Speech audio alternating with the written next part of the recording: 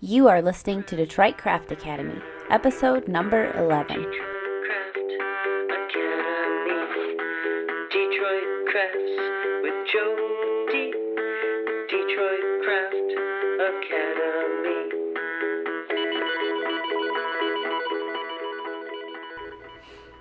Hey guys, thanks for tuning in. This is episode number 11. It's been a little while since I've posted. This is the time of year that I turn into a gypsy. So, if the podcasts are a little spotty, it's only because I'm on the road or somewhere crazy. But I'm going to try and start posting more often. Speaking of which, this weekend I will be at the All Things Detroit show in Eastern Market. If you are in Detroit, you should come. It's a fun show. It's a food rally, and there's a ton of different vendors, and it's just a pretty cool event. And that show is this Sunday in Eastern Market in sheds 3, 4, and 5 from 10 a.m. until 5 p.m. So a little shout out to Kristen D from the last episode. In the last episode, number 10, I was talking about how I think it would be funny that there is a pizza candle, and she found one and sent one to me. So that was kind of a surprise, so thanks for that. So in today's episode, I'm actually going to be talking with my friend Ernie Guerra. He is a very long time friend of mine, and it was really cool to sit down and interview him. Ernie is a local DJ in Detroit, also known as ERNO, and he's also the man behind Detroit's Slow Jams at Woodbridge Pub. So I hope y'all enjoy, and now on with the show. Ernie, thank you for coming on to the show with me today. Of course. Yes, absolutely. So just to start us off, I want you to tell us a little bit about yourself. Where did you grow up, and where did you go to school? Well, I grew up on the west side, Westland, to be specific. I went to John Glenn High School, Eastern Michigan University also, graduated. And, yeah. What did you do at Eastern? Eastern, I majored in video and film. And then after, well, it's funny because in 2004 is when Final Cut Pro first came out, and that's when I graduated. So as soon as I graduated, my degree was pretty much useless because the software had changed like just as I was graduating. So yeah, I just basically tried to I was always interested in media and like music and video and like all that stuff, and I just kind of like went more to the music side and audio. So when you graduated from Eastern, like what did you get into afterwards? So you're a DJ. Yeah. So why don't you talk a little bit about what you do? Okay. So, I'm a record collector first, but then a DJ like second. I had been collecting records for a good like 3 to 5 years, and then I was like, I should probably learn how to play these like good. Yeah. Like play them like so that I'm not like train wrecking like every mix and stuff like that. So after school, I moved out to LA, and I was out there with a few friends that I had gone to high school with and stuff, and we went to. I lasted about 8 months out there, which was, pretty par for the course if you don't really have any money or like you don't have like a job lined up and you're 21 years old and so I decided to come back to Michigan, and I moved to Detroit in 2005 in the fall. Okay. And then I've been here since then. So. When did you start collecting records?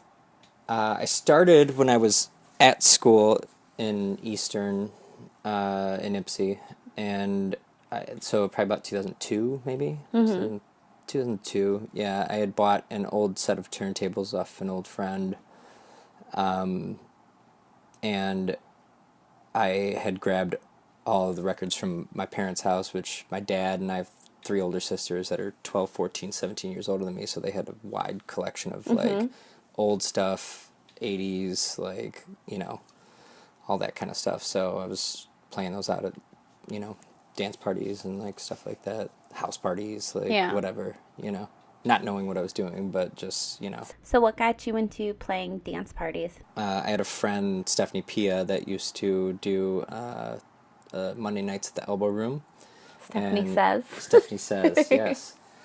And she moved to LA, and so I kind of took over the night because, I mean, I wasn't thinking like I was wanting to DJ or anything like that. I just kind of like took over the night because I always liked going to it, and all of our friends used to go to it, and you know. So when she moved, I just started playing records like there. Yeah. And then I moved to LA, so it's like I went right after her, basically. Did you hang out with Stephanie when you... Yeah. Did you? Okay. Yeah. Yeah, Stephanie I used to hang out and with her I- all the time. Yeah, we Yeah. partied together for like the longest time, and we knew like you know, good music and stuff like that. Like, or we liked each other's music anyway. So you know, she was just a good person to hang out with. Yeah. And kind of got me started into like doing it. So do you think that she was probably like one of the She gave me my inspirations? first night. Yeah. I mean, that was it. You know, because I didn't ever think that I wanted to be DJing in clubs or like anything like that. And Yeah. like at this time I didn't even like electronic music at all. So it's like I was just playing Yeah.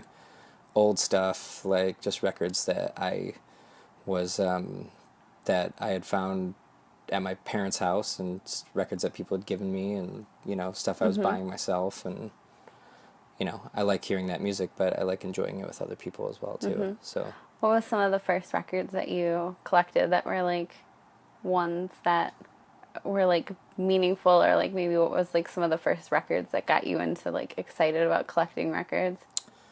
I mean, it all came from my family's collection. So, I mean, that's, you know, my dad was always like, he was a musician for like 18 years or something like that, up until I was about 2.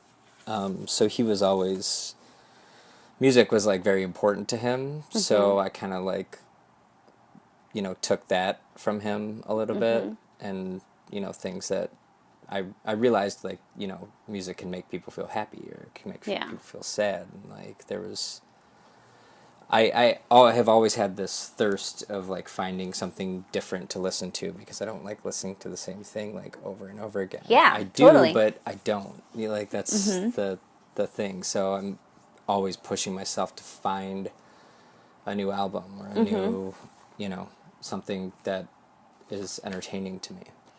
Did you come from a creative family? Like, My dad, yes. My mom, not so much. coming from like a musical family then, did you come from a creative family? Were they supportive when you went to school for film and video? Yeah, I mean, they just wanted me to make sure that I chose something that I wanted to do, and you know, they've always been supportive in that. You know, they're very practical people, and they I think they gave me a great base, and I feel super lucky, like, having them as parents, because they've always supported everything I've ever done. So Yeah. that's, you know, even when it doesn't really make all that much sense, like they're still kind of, you know, on board with it a little bit. Yeah, that's awesome. What do you think has drawn you to music? Like, what has inspired you?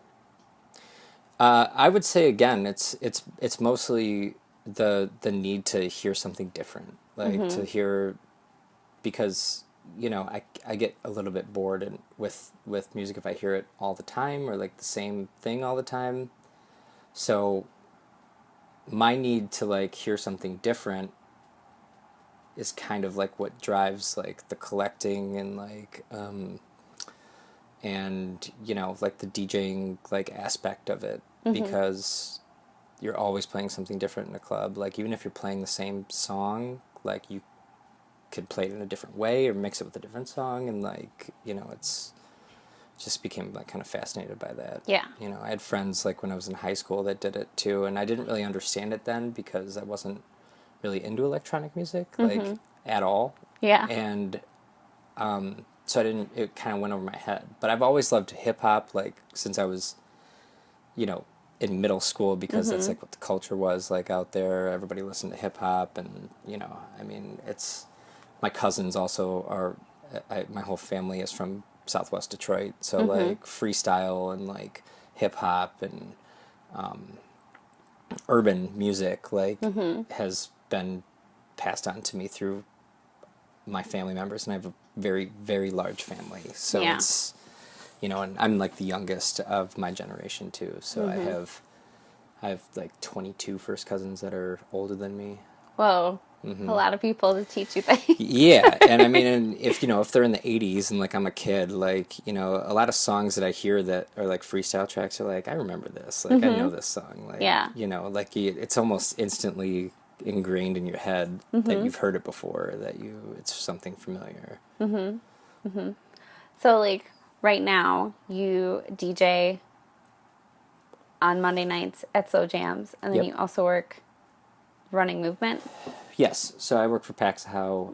We've been putting on the Electronic Music Festival since 2005, I think. 2006? 2006 was the first year. So I haven't been with them that long. I've been there with them for 5 years, and I work in artist relations, like handling the DJs that are booked and, the after parties and like all that stuff, like putting together the events. So How did you get into doing Slow Jams? my friend Mike McCool that helped me put on Tour Detroit. We started it with John that I do the night with now, Frank Rains from Funk Night, Jesse Corey from 1X Run, and the four of us started it because the rock band that I was in 2009, 2010, No Man. Oh, I forgot about that. Yeah. Andrew Beer was the lead singer, and he managed the pub, and he lived across the street from it, and that was our rehearsal space. So, Okay. So we were just trying to do like a chill night, like whatever, like playing,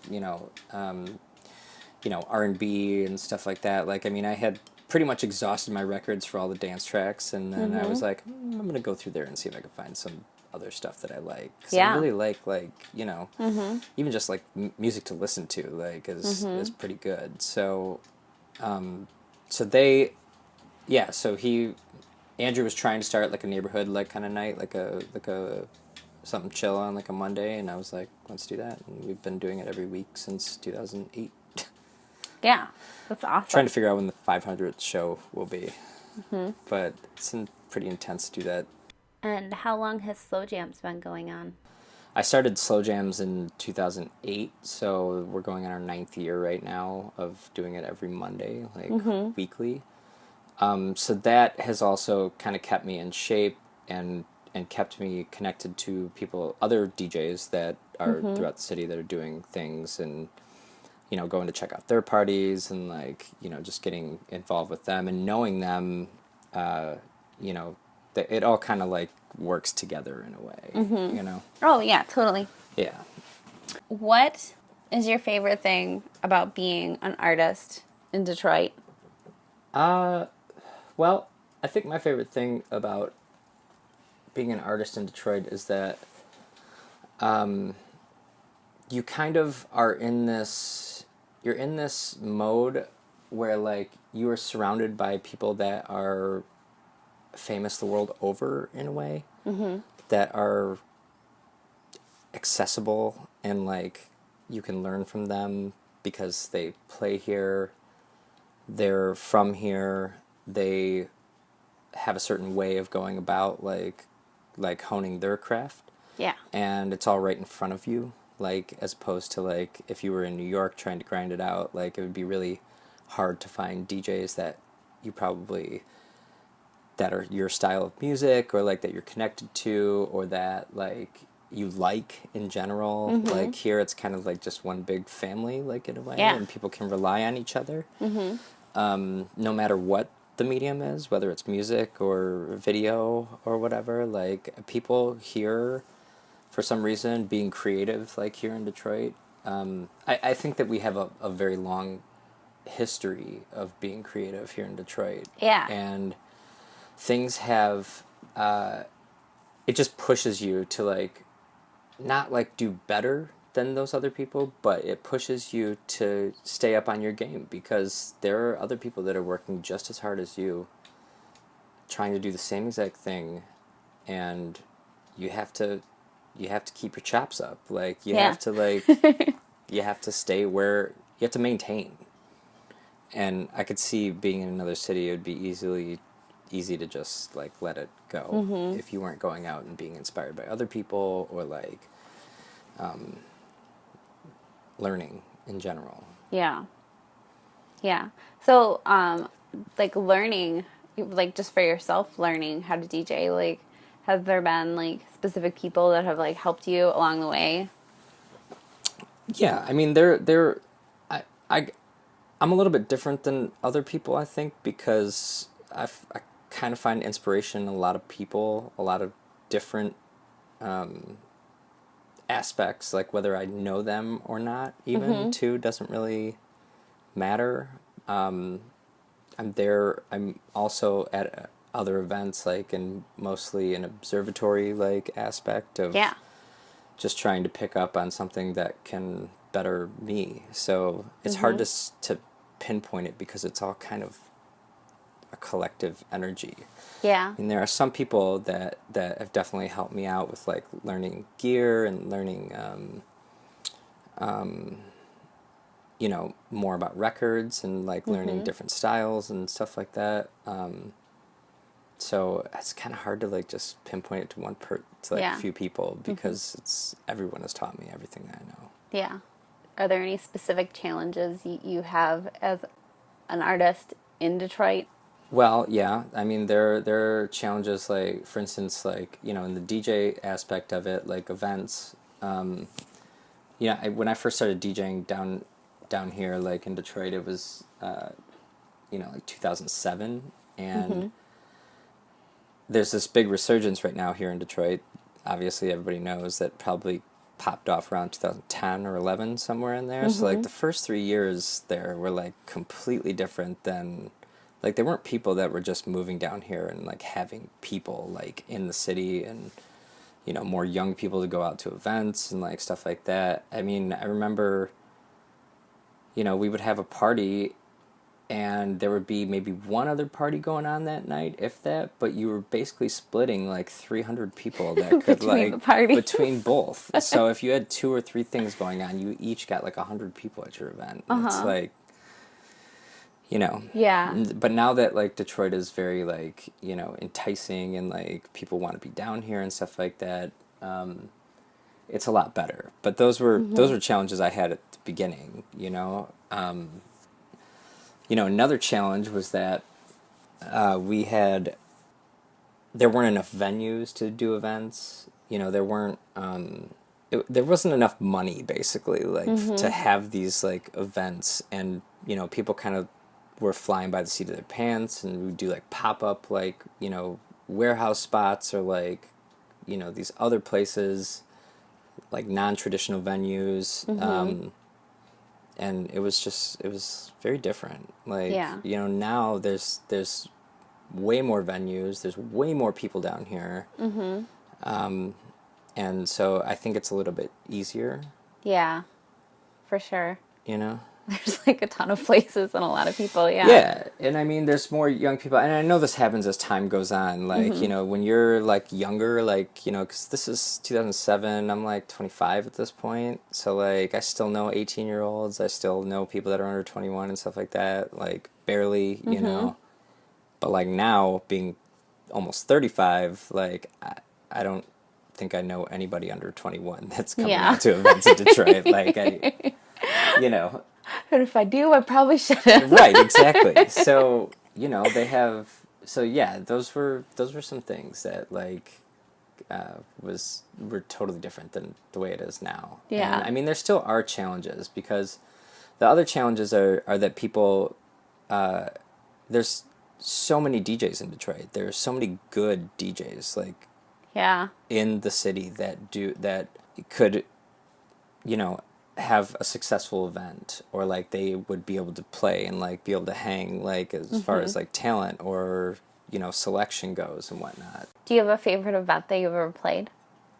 My Monday night. I mean, really, like, that's my favorite event to play. Like, it's very low key. It's relaxed. We have a guest like every week. We play all vinyl. But seeing me DJ on a Monday is like I'm playing like more old school, like funk, soul, like on records and whatnot. but like, I can do that stuff on a Saturday or Friday, but Yeah. a lot of the times I'm playing in like a club like here with like a good sound system, and there's CDJs and all this stuff, so I can play like the digital stuff. And I like that because I can't do that on Monday, like doing those on the weekends and like stuff like that. But yeah, I think that my favorite is the Monday because I'm still collecting records, and it gives me an opportunity to play those records because sometimes you can't do that on a Friday or Saturday. Yeah. Yeah. So, How many shows do you normally DJ like in a month? Not including well, there's slow 4 right jam. there for Yeah. slow jams. Slow jams is 4 automatically. So it depends on the month. There's busier times than like this busier times of the year than others. So like this month, I think I have 12 or 15 Wow. or 13 maybe. That's a lot. Yeah, I know. It gets a little intense too when you're like working on the festival and all that. Yeah. Like, it gets, because you got to be up early in the morning and Is there work like and stuff. well, yeah, because like you work a 9 to 5 working on the festival with Paxow. Yeah, so if I play on like a weekday, like on a Wednesday night or something like that, I have to come home and Yeah. wake up immediately. Are there things that you've learned working with Paxow, like even just like about organizing your shows? Yeah, I mean this company that I work for is probably one of the most organized, if not the most organized events production company Yeah. in the city, at least. They've been doing events for 20 years. They know all the ins, all the outs, dealing And with people, is it- agents, like managers. Is it just the Detroit Electronic Music Festival that they do primarily? We do the production for the Jazz Fest also. That Okay. happens on Labor Day weekend. Yeah. So Do those you- are 2 events, but we do all these events throughout the year too. Like Yeah. sometimes 3-4 month. Do you just like talk a little bit about what Detroit Electronic Music Festival is for people that don't know?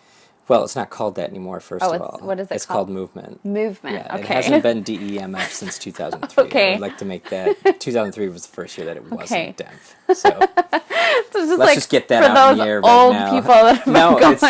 it's fine. It happens all the time because it started as that, and then Yeah. it changed as the years go on, and people still refer to it as DEMF, but whatever, everybody gets the idea. I changed I guess. my name, guys. I know. No. But for real though, it's an important thing. Yeah. Because it's been movement for 11 years now, so it's Oh, oops. or 12 even. So So anyway, yeah, do you want to talk about what Movement is? yeah, it's a 3-day festival that happens in Hart Plaza in Detroit, and it's on Memorial Day weekend, so it's Saturday, Sunday, and Monday. And it usually goes from noon to midnight. This year, I think we're gonna be opening the gates at 2 though on Sunday and Monday. Yeah. But it's 6 stages, and it's programming like nonstop throughout from the 12 hours that it's open or whatever. Of DJs from all around the world, DJs from Detroit that are legends in their own right. There are live electronic acts. A healthy amount of local talent also too. I would say more so than people from out of town. So like if you're like a European touring DJ, like you're very lucky to play this event. Yeah. And they want to. It's like the only one that they want to play in the States. Yeah. Because we across the country, other festivals are like the EDC, like EDM, like crap, like the popular top 40 or like almost trance, like. Well, like Detroit has like a giant underground like electronic music. Yeah, because this is the birthplace of techno. So Yeah. so techno was created in Detroit in the early 80s.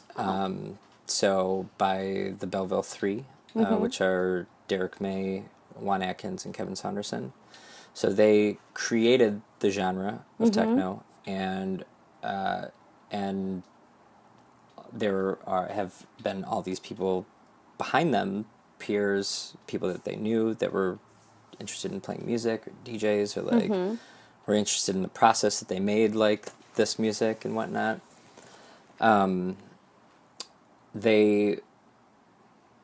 So people just kind of followed from there and kept creating music, and people are still doing it to this day from Detroit. And yeah, that's awesome. I didn't know that.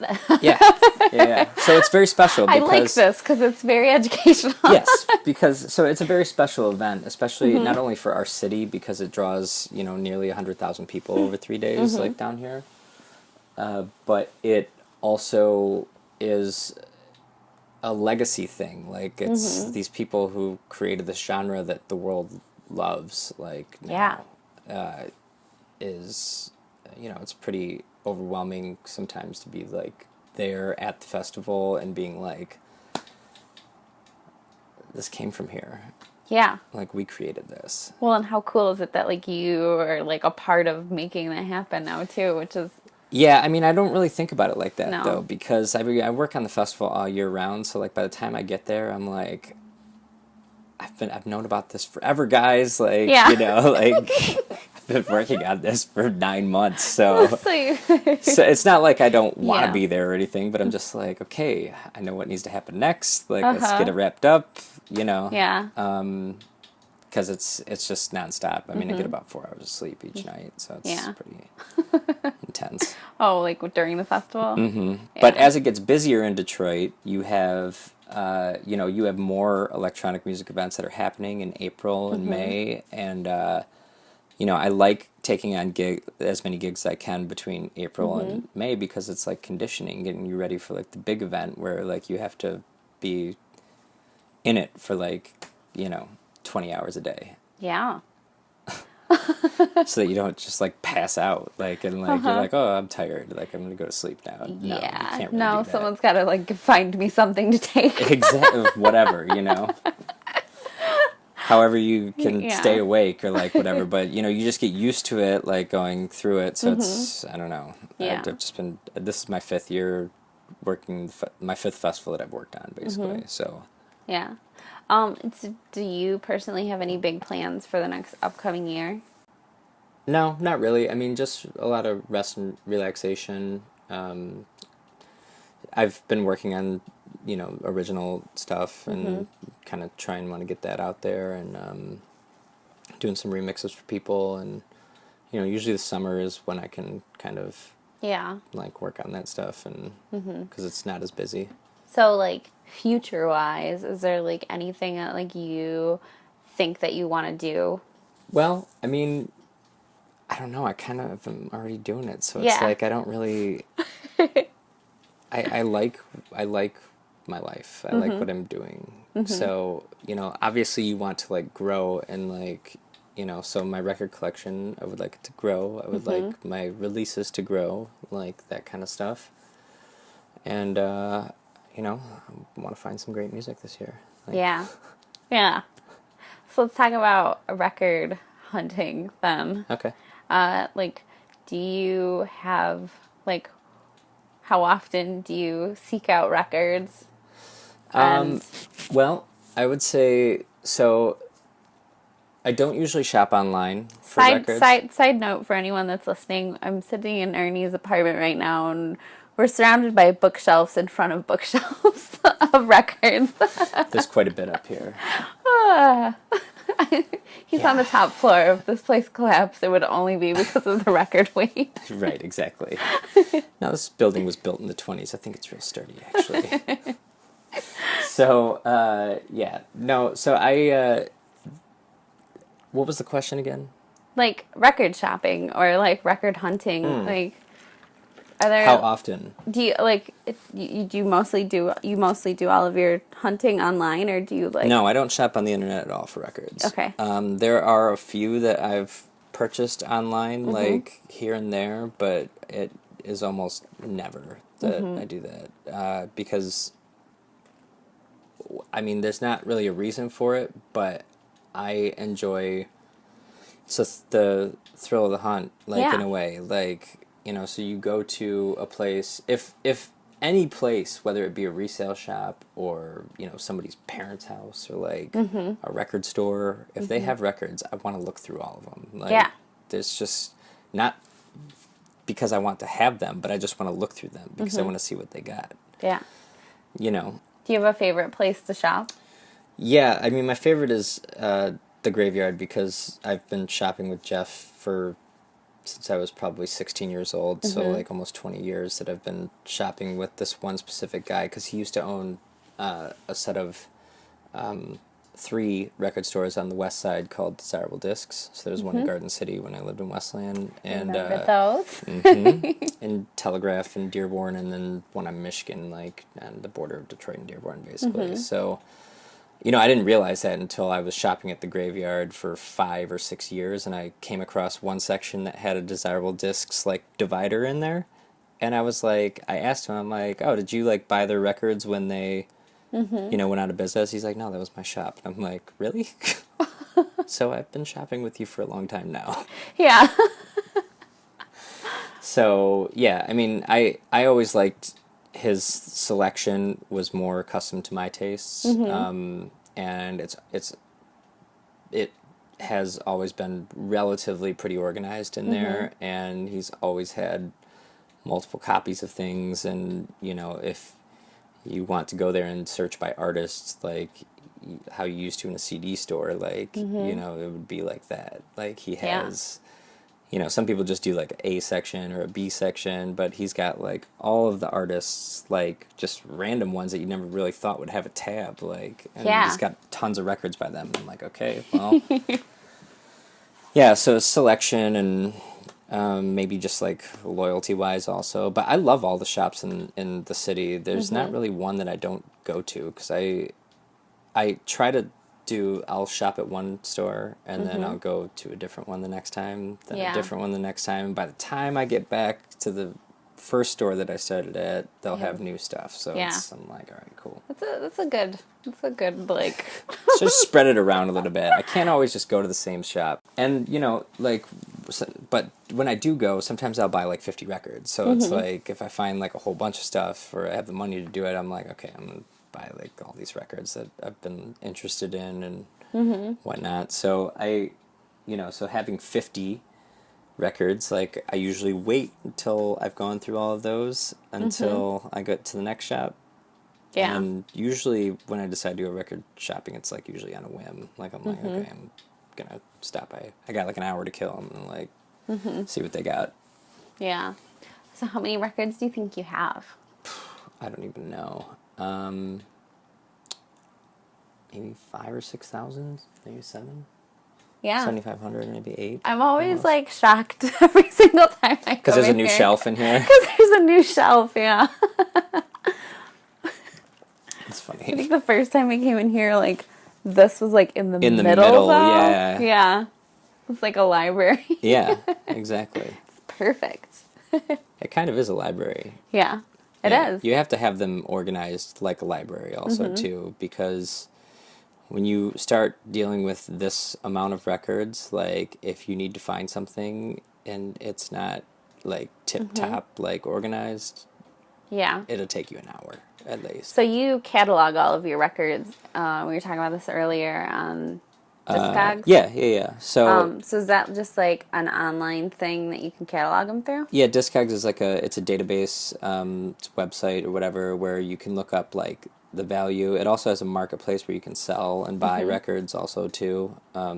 So a lot of record stores use that. That's how I know that, because I think I'd bought a bunch of records on there before. Yeah, exactly. So there's a marketplace that's also like intertwined in it too, where you can buy and sell records and talk to people and like, you know, and whatever. So it's the largest database in the world basically of records that, you know, that's all user driven. So everybody, if somebody has a record that's not up there, they put it up, you know, like they'll put like that, so it's basically reference material for the most part, to learn about records, see what other versions of it were put out, you know. Yeah, it's like the Dewey Decimal System for records. Yeah, in a way. So if you could go back in time and give yourself advice for younger Ernie, What advice would you give yourself? It would probably be to not be so callous towards electronic music. Maybe I would have got into it a little bit earlier. Yeah. I came to the game so late. It's like, oh my god. Oh. Still learning, like still to this day. Yeah, I think like, well, in like high school, I remember Blue was like always like super into electronic music. And I remember Sarah Thomas and I ended up going over his house one time and he was like, all right, girls, I'm putting you through DJ kindergarten. And like, he was like making us like scratch records or whatever. He's an excellent teacher. Yeah. You know, I mean, he's taught me a few things myself, so. Yeah. But that's funny because, yeah, like, our friends, like, when we were growing up, were into pretty much everything. It's kind of amazing that we were all friends because, like, we didn't really have the same tastes. Yeah, all of us were into, like, so much different stuff. Just, like, drinking buddies that you would reconvene, like, every time you'd, like, hang out. So-and-so's into that. You should go hang out with them. Right, Okay. exactly. Yeah. It's like we were our own, like, art school or something. But that's also how our network expanded to what it is, you know? Like, and how everybody knows each other. Like, it's kind of, I don't know. We're all connected to, like, everybody basically in Detroit, I think, for the most part. Yeah. No, that's very true. So for any young DJs out there, do you have any, like, advice for anyone, like, wanting to start to DJ or, like, getting into music? Yeah, I mean, my advice would be to make sure that you're into it for the right reasons, like that you want to, you know, that the music is what's driving you the whole time and not, like, fame and fortune. Because the more genuine you are with it, the more better it is for you. Right.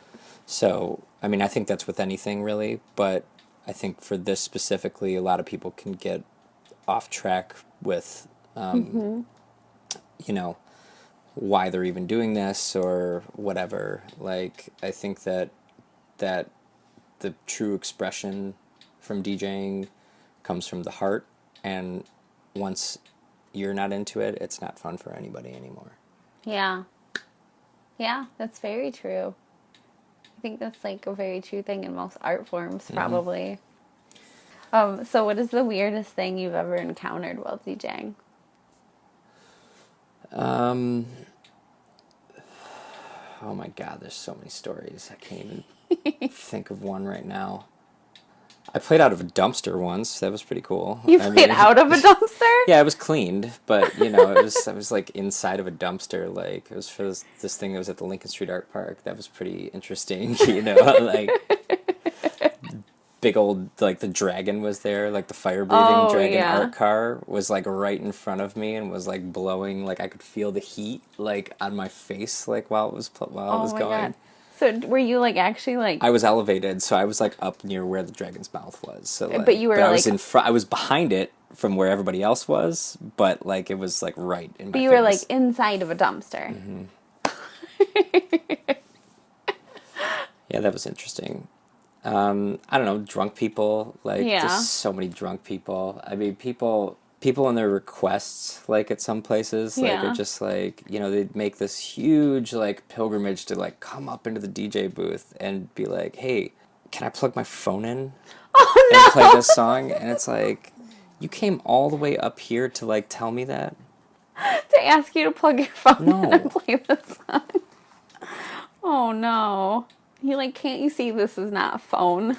I mean, no, they can't. They don't, all they're listening to is music, and they're, like, drunk with their friends. So it's like, there's not, like, and, you know, because we live in the me right now society, like, these days, like, I mean, there's no stopping anyone from just being like, you suck. I got told I sucked at a wedding, like, a friend's wedding, by, like, a family member. You're the worst DJ I've ever seen in my life. Because I'm playing a song that her husband requested. Oh, wow. And those things, you know, you just have to be like, I'm sorry. Yeah. I'm not trying to make you mad or, like, because she was, like, irate. Like, she was pissed. Oh, my God. Yeah. Yeah, that's, like, why... People give you ultimatums, like, if you don't play the song, I'm leaving. Well, okay. Bye. Goodbye. Goodbye. No, exactly. Like, I mean, why on earth would anyone think that a DJ in the club wants to let you play a song? Mm-hmm. Or, like, that just doesn't make sense to me. Like, I wouldn't come to their job and tell them to give me something or whatever, you know? Like, I mean, I wouldn't... Yeah, DJs aren't jukeboxes. Unless, No. like, unless they're, like, one of those DJs who's like, all right, if you guys want to request a song, sometimes, come on up. sometimes that's people's only experiences with DJs, yeah, too. that's true. So, like, I mean, that's why... I mean, I've thought long and hard about this over the years. And, all the situations, like, that have happened and all the stuff I've done, like, DJing and even DJing at, like, a regular bar, like a top 40 bar or something like that. Like, I've done that before. Yeah. Like, it's just painful. Like, it's not fun. So you learn to be able to talk with other people while you're doing this as well, in a way that, you know, without really saying go away. Like, Yeah. you know, Yeah. you gotta finesse it a little bit. So when you book shows now, do you, like, how do you go about booking shows now? Like, do you just, like, find events that you like? Do people, like, hire you to come and play? Yeah, that's generally how it works. So yeah, I mean, I've been very fortunate over the past probably like 5 years, 3 to 5 years maybe, that that I haven't really had to like seek it out too much. Mm-hmm. And a lot of the time I had just done my own events because like if I wanted to play, like, I mean, that's how I got started in Detroit, is by doing my own events, because you know, I'm not going to sit around and wait for a promoter to hit me up to play their party when there are hundreds of other DJs here in the city, and everybody will always book whoever's close to them anyway. So it's like, I mean, that's... Yeah. What were some of the first events that you did, like, prior to Slow Jams? Well, it was all around the same time. So it was in the... we did... me, Stephen Robert, and Joe Vargas did an event called The Cycle for like 3 months, like once a month, in the summer of '07, and it was at the Corktown Tavern. Okay. And then after that, me, Joe, and Steve started Tour Detroit. So we did 6 parties, 6 months, like once a month at a different space in Detroit, like something that was not traditionally used, like, you know, something that could go late or whatever. And so we would book also a guest to come out and like play with us too. So those events were like my first ones playing in Detroit. So this is like 2008 maybe. Yeah. In April to September. So I was yeah, I mean, we just wanted to play out, and like we weren't going to be booked, so I kind of took it upon myself to organize all of that stuff. So like organizing the venue, and you know, me and Mike McCool actually, he was a promoter back in the day when I first started going out to shows in Detroit. So I learned a lot from him. We worked together on these events. He started Slow Jams with me and Tour Detroit, but you know, he got into other ventures and like stuff like that. So because he didn't play music, so he was, you know, he was more on the getting people together like tip. But he taught me quite a bit about it, and we, so we just started doing these events, and you know, people started asking a little bit more for like us to like come out or whatever, and we've always just kind of like done our own thing in a way, because it's not, I just knew what it was like when we first started here, that like if you want something to happen, you kind of just have to make it happen. Like there's not, you can't sit around and wait for other people to like maybe invite you out to play or like whatever. You're gonna be sitting on your thumbs, like it's very DIY, like almost like in everything here. But that's what I love and respect about this city too, is because like it weeds out all the fake people. Like I mean, I don't know where we're at right now currently with like you know, all these people moving here and all this stuff. It's been kind of like a little bit of a culture shock like over the past couple of years, and things are changing, but I don't think in a bad way. Yeah. Like, I think that it's good to have this many people here, and it's starting to feel kind of like a real city, like, rather than just, Yeah. But yeah, it's like you don't have to like do everything yourself now and fake it till you make it type of thing. right, right. But there's more competition here now, too, It's because true. there's people from all over the world that are moving here now, and, you know, you have all these people that are trying to do something, like, similar to you, and, you know, that's why I was saying, like, maintain, like, yeah, I have to, like, stay up on my, Yeah. I have to stay up with everything, you know? So like what are current challenges that you have then? Yeah, I mean, of course, like, I mean, a lot of them are always, like, the same challenges, like, finding something interesting to listen to, or, you know, trying to feel creative, like, when you're, you know, sometimes you can feel like you're doing the same thing, like, over and over again, but you never know what other people are thinking of you, so, like, you can't really, like, Yeah. go there. That's always, you can never know. You can't go there, really, like, because otherwise you're just, like, throwing hurdles in front of yourself. But, I mean, there's not really, like, a ton, like, that, you know, I would say that the competition is, like, a little bit of a challenge, like, so, you know, there's all these events going on, all these younger people, you know, I don't go out as much as I used to, like, I'm not out every week, like, hitting, like, every day of the week, like, hitting, like, all these events when I was, like, super hungry for, like, wanting to, like, do my own events and stuff like that. I kind of, like, scaled back a little bit because I, you know, think about my health and, like, you know, I try not to, I'm getting older, so, like, Yeah. I have to kind of, like, dial it back a little bit. But, yeah, so, I mean, that's kind of it right now. Like, the current state, I mean,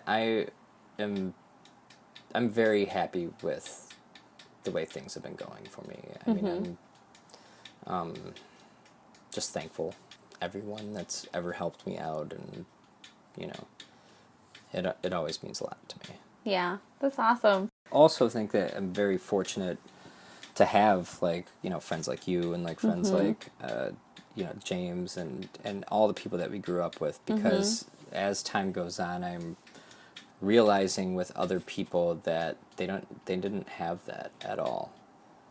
Like, Yeah. like, they're not as close with people that they went to school with, and it's like, you think of, like, when people talk about, like, their relationships, like, from high school and stuff like that, you think of it in this way that is, you know, like sports, or, like, you think of it in, like, a way that's, you know, school spirit and stuff like that, and, like, I feel like y'all are my brothers and sisters Yeah. instead of like. and we are, like, Yeah. it's kind of crazy, because I realized that I think what it was is it was our diversity, because we always hung out, and everybody was in a different kind of art form, but at the end of the day, if there was a party going on, we would all show up. Like, we would all come together, and I'm talking about people, like, that are rappers, like, DJs, songwriters, like, you know, rock music, like, ska. Yeah. You know, rock and roll, like, records, Yeah. Printing, graphic design, Photographers, video makers. yeah, I mean, like, skateboarders that were talented, you know, like, it's just, there were, like, all these, and I'm not talking about a small amount of people here. I mean, I would say, if I had to put a number on it, it'd be like 25 or 30 people, like, that were Yeah. generally in that. And always in that circle. And they were, you know, always, they were creative, and, like, the way that they were creative in their art form pushed me to be creative in mine, and it's because I'm like, this is how it's done, like, these are what my friends are doing, like, this shit's sweet, like, Oh yeah, let's like fucking notch it up a bit. I even you know? remember, like, even like when I went to Stephanie Says and you were DJing, or like Stephanie was DJing. I remember, like, that would amp me up to, like, want to go the next day to, like, make more art, because I saw how awesome you guys were doing at your thing. Right. And we were always very supportive of each other as far as, like, what the art form was, and, like, what it was doing. Even if it wasn't their thing, like, if you didn't like it, you could respect it, because they worked hard at it, and by the end of the day, you could say, this shit is creative. Like, I mean, I can't say shit about this. Like, Yeah. so, I mean, I think that taught us, like, some crazy, like, wisdom like throughout life and all of our different paths that kind of stayed with us, and you could tell it did, like with everyone. So that's why I'm saying it's like super special and unique, and it's like no one's ever going to tear me away from these people. Like, Yeah. I'm sorry, there would be no one that could come in between, like my brothers and sisters. Yeah, I feel the same way. It's like, even like when I've thought about like moving for like a hot minute, I'd be like, nope. Yeah, no. Nope. So do you have a favorite record right now? My favorite record right now, I've been listening to this John Lee Hooker record. I love Johnny Lee Hooker. Yeah, it was one of the guys that lives around the corner from the Woodbridge pub where Slow Jams is. He's like an older gay man that his partner passed away like 3 or 4 years ago. Mm-hmm. And he had all of his partner's records just at his house around the corner, and one night, I mean, he used to come in there every week, and one night he came through and was like, hey, I got all these records at my house. I know that you guys would appreciate it because you've been doing this here for 8 years.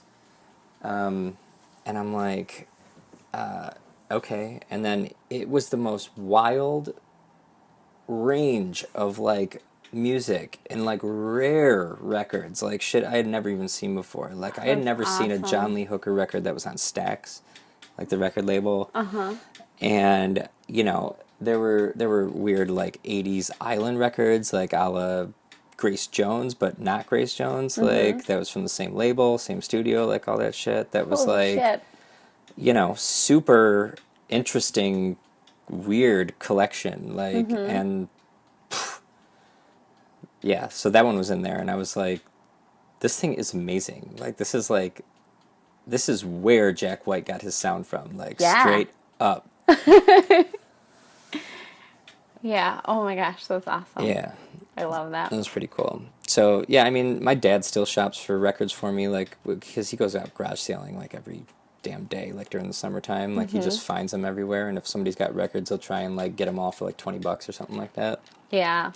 Yeah, I've and then like, I come home and like I come back to my parents' house like for dinner on Sunday, and like there's just the garage just has like records everywhere. Yeah, I'm like, okay, all right. That's so awesome that they do Thanks, that for Dad. you, though.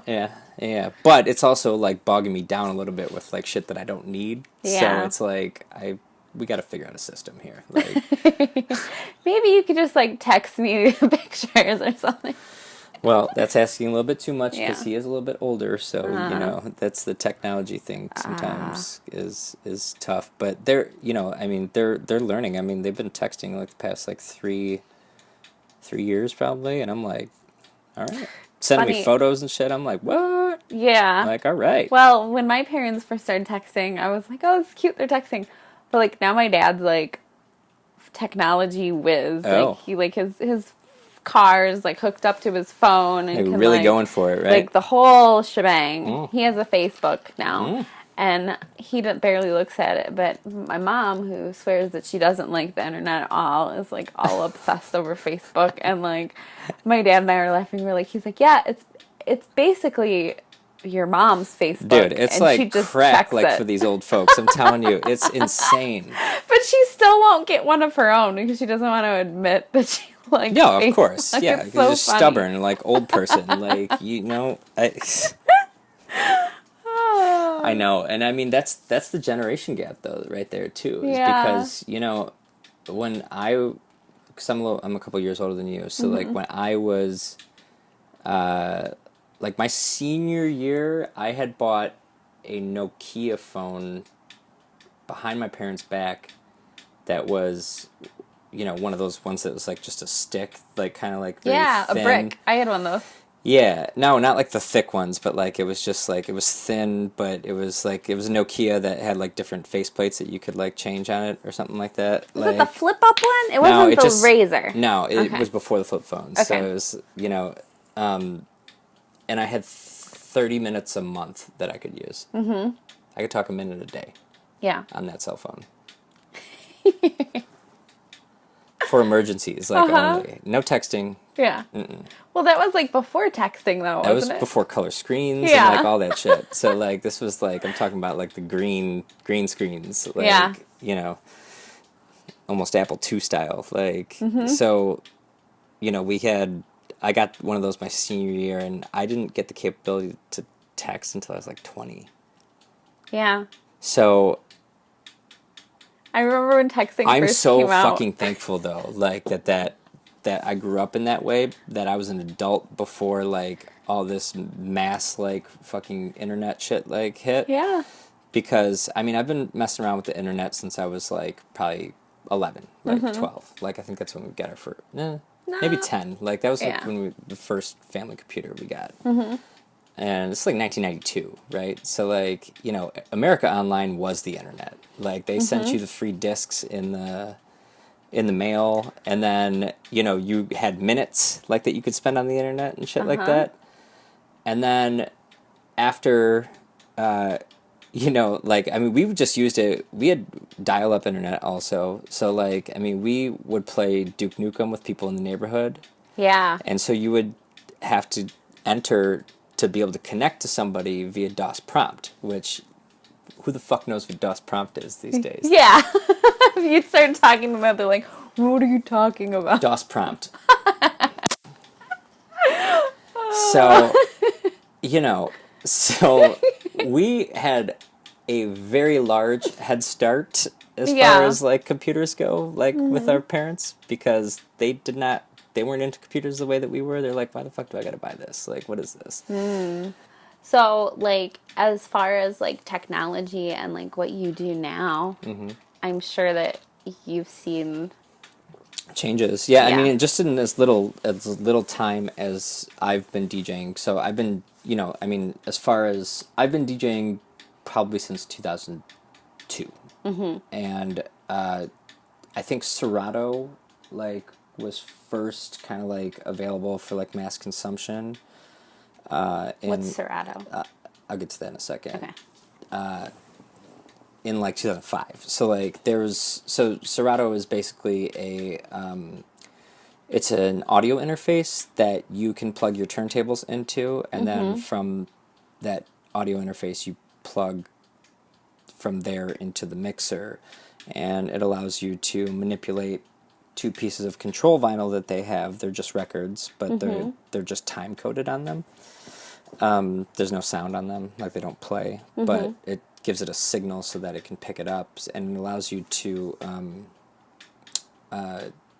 play your MP3s as if they were vinyl. Okay.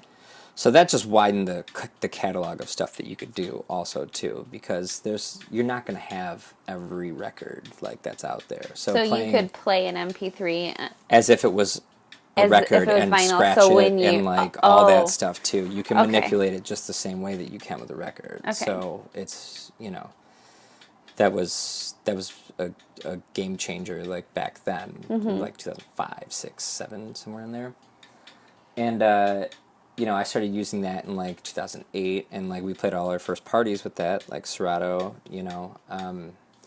But there's, you know, there are new pieces of gear every year that also that help out in the production realm of things and help out in you know, like just like it makes some things easier, some things not, you know, like sometimes it's I like the format of vinyl, and that's why my Monday night is vinyl, because it is something tangible that you can like hold on to, Right. And you know, the way that I look for records, I don't look for MP3s like that at all. Like you can't really like do it the same way, because you're looking through records requires you to physically like handle them and look at see them. the artwork, And if something looks interesting, you can't immediately play it. You have to like, you know, look it up on YouTube or something like that. Or which take you it up can to, do. like, or one of those- or if they have a listening station, you have to take it up there and like listen to it. So, you know, it really makes you think twice about what you're listening to or like buying or whatever. You know, you have to. Yeah.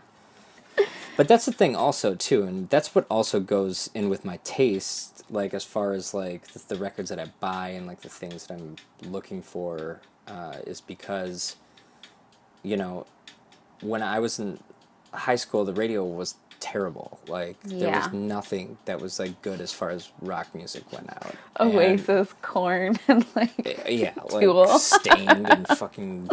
Ugh. What's the one? Anyway. Horrible band. Yeah, Creed, that's what I was thinking of. Yeah, so, like, Godsmack, like, you know, all sorts of stuff. So, anyway, so that stuff, like, was crap, right? So, our friends had a wide variety of music tastes, and, you know, we learned from each other what music we liked and what we didn't like. But then also we learned how to find music through each other, like, because a lot of us went to record stores and people were always listening to something new, or people had their methods of finding stuff. Like, if I were to go to the record store with Craig Reed, like, he would just be looking up, like, a label he liked, and he would be like, what are the other albums on this label that might sound similar that I like, you know? So, you know, I often take that too, like, when I'm looking for records, is that, like, okay, this is the label, the year, like, you know, who's the band, like, do I like other stuff by them, like, you know, just stuff Who do like they that. play with? What's the, like, record label are they on? Yeah, exactly. It's like context clues, right? Like, stuff that people completely forgot about when talking about fake news, you know? Exactly. So if anyone wants to get in touch with you, is there a way that they can get a hold of you? Do you have a website? Well, I have a Facebook page for me as a DJ, which is ERNO, or you could come by on a Monday night. Dun, dun, dun, dun. And where can they find you at? It's at the Woodbridge Pub, Slow Jams. That's what it's called, Slow Jams. We start at 10, goes till 2. It's free, no cover charge, you know. But you're going to want to buy a tasty drink. You will probably want a drink. Cool. Ernie, thanks for coming on the show. Hey, thanks for having me, Jody. Yeah, thank you for being on one of my podcasts. I Inquiry. am honored, and I appreciate that you find what I do interesting, I guess. Yeah, I'm excited. All right. All right. And that concludes episode number 11. If you'd like to find out more about Ernie, you can head on over to DetroitCraftAcademy.com, where you can find links to his webpage and links to his SoundCloud. You can also find Ernie at Woodbridge Pub every Monday night at Slow Jams from 10 to 2. If you like what you're hearing, show some love by heading on over to iTunes and reviewing the show. And until next time, keep crafting your dreams.